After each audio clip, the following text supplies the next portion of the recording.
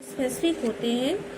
तो यहाँ पर अगर 3 मेन तरह के फर्टिलाइज़र होते हैं, chemical fertiliser, nitrogenous fertiliser, phosphatic fertiliser and potassium fertiliser. ठीक है, तो जब हम यहाँ पर एक इम्पॉर्टेंट टॉपिक है difference between manure and fertiliser, तो जब उसको हम पढ़ेंगे तो उसमें एडवांटेज और डिसएडवांटेज दोनों फर्टिलाइज़र का आ जाएगा। तो इस तरह से आपके 2 क्वेश्चन तैयार हो जाएंगे कि डिफरेंस भी हो जाएगा और उससे एडवांटेज और डिसएडवांटेज भी आपको पता चल जाएगा।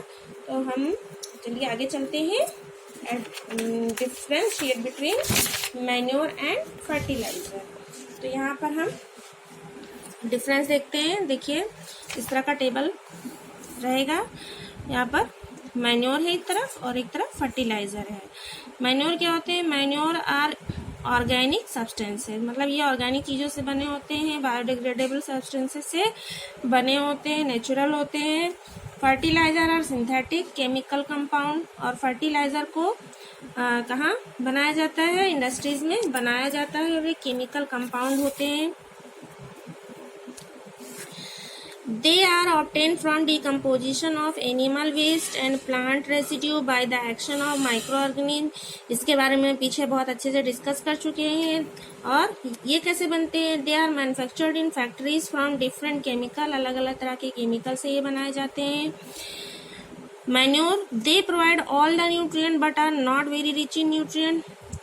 आपको पता है कि मैन्योर में 16 एसेंशियल न्यूट्रिएंट्स होते हैं जो प्लांट की ग्रोथ के लिए रिस्पॉन्सिबल होते हैं, लेकिन वो बहुत ज़्यादा नहीं होते। जैसे कि हम लोग डेली फ्रूट्स खाते हैं, वेजिटेबल्स खाते हैं, लेकिन कभी कभी हमारी बॉडी में तब भी चीज़ों की कमी बनी रहती है। कभी कभी आयरन की कमी हो जाती है या प्रोटीन की कमी हो जाती है, तो हमें स्पेशली अलग से वो टैबलेट्स लेनी पड़ती हैं जो उस पर्टिकुलर न्यूट्रिएंट की कमी को पूरा करता है। तो इसी तरह मैन्योर है कि ये डेली जो नेचुरली ये पौधों को मिलता है, लेकिन वो सफिशिएंट नहीं होता है क्रॉप प्रोडक्शन के लिए, अच्छी यील्ड के लिए। तो उसके लिए हमें अलग से फर्टिलाइजर ऐड करना पड़ता है। They make the soil nutrient specific are rich in the nutrient fertilizers.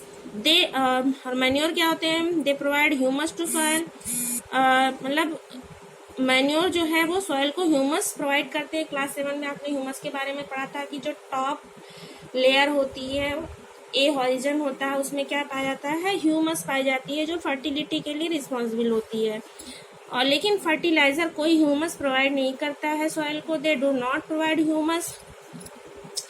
They replenish soil fertility, मतलब अगर किसी भी सॉइल की फर्टिलिटी खत्म हो गई हो तो उसको दोबारा से फर्टाइल बनाया जा सकता है by adding manure. Restore soil texture, soil के टेक्सचर को ठीक किया जा सकता है। एंड मेक सॉइल पोरस, और सॉइल को पोरस यानी भुरभुरा बनाया जा सकता है मैन्योर को यूज करके। But they restore fertility of soil, fertiliser restore करते हैं फर्टिलिटी ऑफ सॉइल को, बट स्पॉइल सॉइल टेक्सचर। लेकिन जो सॉइल का टेक्सचर होता है, टेक्सचर के भी बारे में आप लोगों ने क्लास 7 में बहुत अच्छे से पढ़ा है, सॉइल चैप्टर ही था स्पेशली उसमें।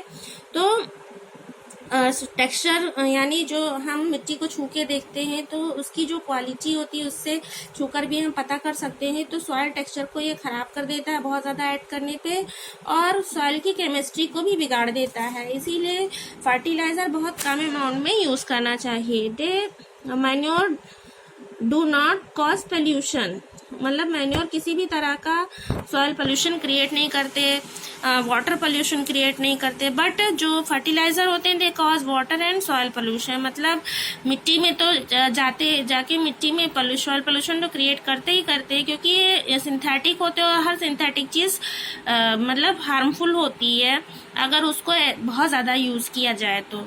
और जब वो मिट्टी में रहती है या बारिश आती है या सिंचाई करते हैं, खेत में इरिगेशन करते हैं, तो वो पानी के साथ में हमारे वाटर बॉडीज में भी पहुंच के उस वाटर बॉडी के वाटर को भी ये पॉल्यूट कर देता है।